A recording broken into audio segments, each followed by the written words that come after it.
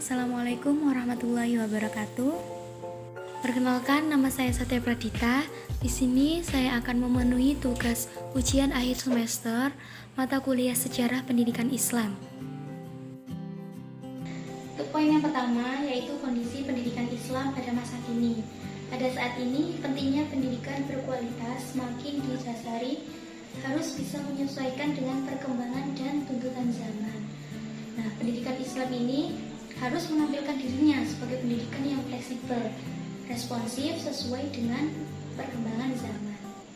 Kemudian, pendidikan Islam sendiri harus berorientasi kepada masa depan dan berorientasi pada mutu yang unggul, demokratis, dinamis, dan seterusnya.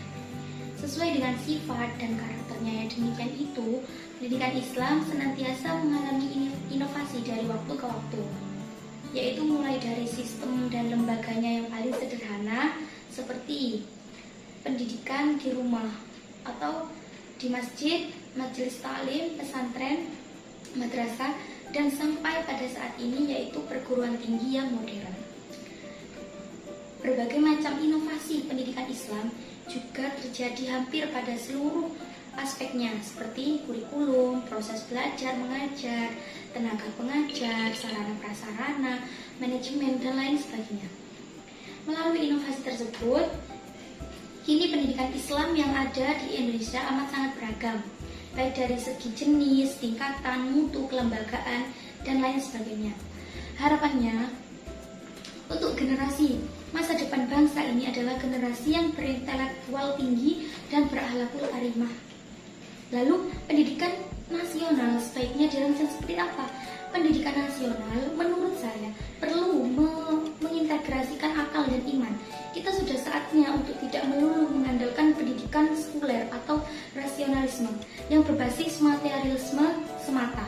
Jadi kita sudah waktunya untuk harus mendidik anak-anak kita sebagai penerus generasi bangsa dengan pendidikan keimanan yang berpusat pada ketuhanan yang Maha Esa. Untuk poin yang kedua, terkait dengan berkembang pesatnya perguruan tinggi Islam di Indonesia sangat patut diapresiasi. Salah satu contoh perguruan tinggi Islam di Pasuruan yaitu ITS, NU, dan STAIS yang akan menjadi UNU atau Universitas Nahdlatul Ulama Pasuruan. Kampus ini tidak bisa dipandang sebelah mata meskipun terhitung baru. Karena meskipun kampus ini baru, kampus ini sudah dapat beberapa penghargaan. Contohnya kemarin mendapat juara 2 perguruan tinggi kategori pengelolaan perguruan tinggi baru terbaik dari Lembaga Layanan Pendidikan Tinggi yang disingkat LLDIKTI wilayah 7 dan terbaik ke-9 se-Indonesia perguruan tinggi berbadan hukum PBNU LTPNU. Maka dari itu kita harus mengapresiasi dari perkembangan pendidikan Islam agar pendidikan Islam sendiri juga semakin berkembang pesat, dan semoga rencana ITS, NU, dan STAIS menuju UNU akan segera terrealisasikan secepatnya. Untuk poin yang ketiga, yaitu dalam bidang pendidikan, Nahdlatul Ulama merupakan manifesti modern dari kehidupan keagamaan, sosial, budaya dari para kiai. Mengapa demikian? Pesantren Nahdlatul Ulama dan para kiai sebagai sentral selalu mengkaitkan diri dalam bentuk masyarakat. Kekompakan itu merupakan lembaga yang mempunyai peran kuat dalam perkembangan Islam, dan masyarakat Islam sendiri mempunyai kualitas sumber daya manusia harus ditingkatkan melalui institusi yang bergerak dalam bidang pendidikan. Nahdlatul Ulama sendiri dan para kiai sebagai sentral untuk mengaitkan diri pada masyarakat. Pendidikan Islam yang dipengaruhi oleh perubahan sosial dan lingkungan sosial kultural dalam penentuan sistem pendidikan, pesantren adalah model pendidikan yang sama tuanya dengan pendidikan Islam di Indonesia. Jika dilihat dari keberadaannya, pesantren merupakan institusi pendidikan dan dakwah Islam. Ia lahir di tengah-tengah masyarakat yang belum mengenal sekolah dan universitas. NU dan pelestarian tradisi pesantren. Pesantren merupakan benteng pertahanan Islam tradisional yang paling efektif. Institusi pendidikan pesantren sanggup menjaga kewibawaan Islam tradisional melalui pengajarannya yang paham Ahlussunnah wal Jamaah menjadi acuan penganut Islam ini, karena pesantren hampir dapat dikatakan identik dengan NU. Sumbangan terbesar NU terhadap pendidikan pesantren adalah terletak pada kesanggupannya dalam menjaga kelangsungan sistem pendidikan pesantren dengan segala macam tradisinya. Pesantren yang dalam sejarahnya muncul sejak abad ke-19, kelangsungannya banyak bergantung pada kesediaan umat Islam untuk menjaga dan mengembangkannya. Peran penjagaan ini cukup dominan jika dimainkan oleh kalangan ulama NU. Selama ini telah cukup efektif menjaga kelangsungan sistem pendidikan pesantren. Sumbangan lain adalah pengembangan pesantren yang tidak sekedar bercorak tradisional, tapi juga mengikuti kecenderungan modernisasi yang berkembang di masyarakat. Sejumlah besar pesantren memang masih bercorak tradisional, tetapi sebagian pesantren yang lain telah berkembang pesat dan tampil sebagai institusi pendidikan modern dengan menyelenggarakan bentuk-bentuk pendidikan formal yang dikelola secara profesional. Para kiai adalah guru agama, pemimpin agama, dan tokoh agama siap mengikuti arus perubahan zaman.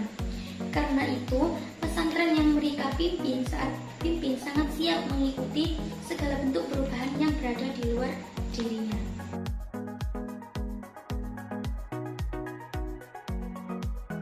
Kemudian, kebijakan pemerintah, mulai dari pemerintah kolonial awal pasca kemerdekaan hingga tampilnya Orde Baru, terkesan mengajak menganaktirikan, mengisolasi, bahkan hampir menghapus sistem pendidikan Islam hanya dengan alasan Indonesia bukan negara Islam.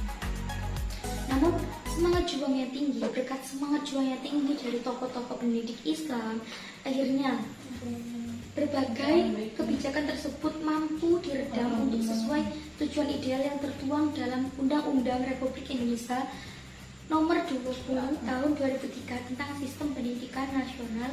Pasal 3 yaitu pendidikan nasional berfungsi mengembangkan kemampuan dalam bentuk watak serta peradaban bangsa yang bermartabat dalam rangka mencerdaskan kehidupan bangsa, bertujuan untuk berkembangnya potensi peserta didik agar menjadi manusia yang beriman dan bertakwa kepada Tuhan Yang Maha Esa, berhalal kelima, berilmu, sehat, cakap, kreatif, dan menjadi warga negara yang demokratis dan bertanggung jawab.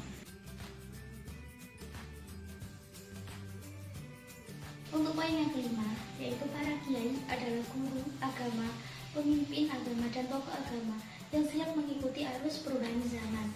Karena itu, pesantren yang mereka pimpin sangat siap mengikuti segala bentuk dari perubahan yang berada di luar dirinya. Hampir semua pesantren mengembangkan sistem madrasah atau sekolah umum.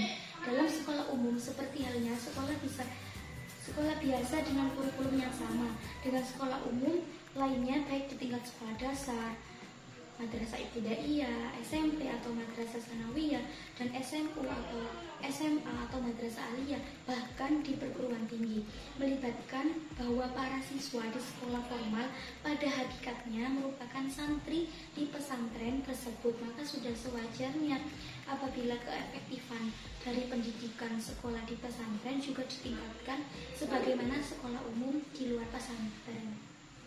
Sekian video presentasi dari saya. Mohon maaf bila ada salah kata. Wassalamualaikum warahmatullahi wabarakatuh.